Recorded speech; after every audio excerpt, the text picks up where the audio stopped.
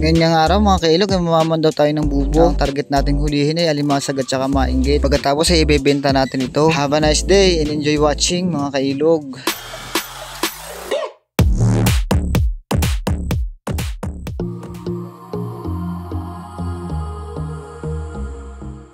Isa na namang napakagandang umaga sumalubong sa atin ngayong araw mga kailog.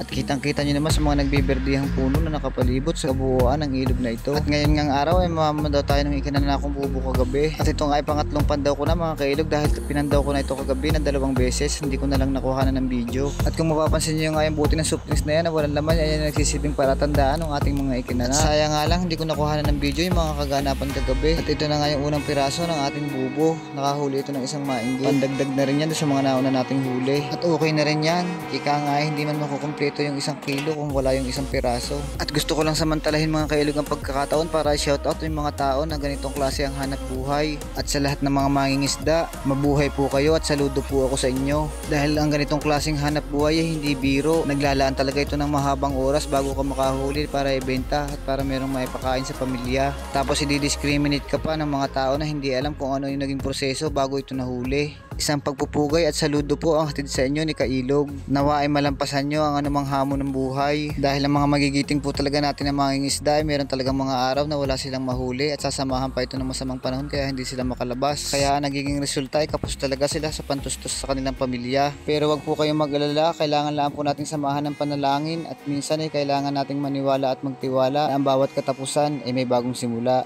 Nakakalungkot pero yun talaga ang kwento sa likod ng mga buhay mangingisda. Kung saan na naman tayo napapunta mga kailog, dito na focus na ulit tayo sa ating vlog. At dito nga sa part na ito mga kailog ay nakahuli tayo ng isang alimasag. Ang tawag yan ay barabara o blue crab.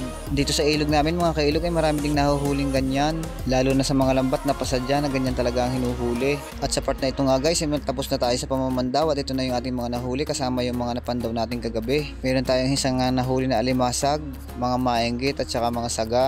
Nasa tansya ko ay aabutin ito ng 1 kilo at okay na rin ito para ulamin. Pero dahil may natira pa namang ulam sa bahay, yung mga nahuli natin sa pangangawil ay ibibenta na lang muna natin ito. At habang pauwi nga ako mga kailog ay nadaanan ko ang mga tropang lalao. Nangunguha sila ng sihi at madami-dami rin na nakuha nila. At sigurado ako pag hindi pang ulam ay diretsyo na itong pulutan mga kailog. At kasama nila dyan si Saga, si Kabagaong, si Dugong na hindi lamang nakuha ng video. At shoutout sa pare kong si Uta aka Sulib.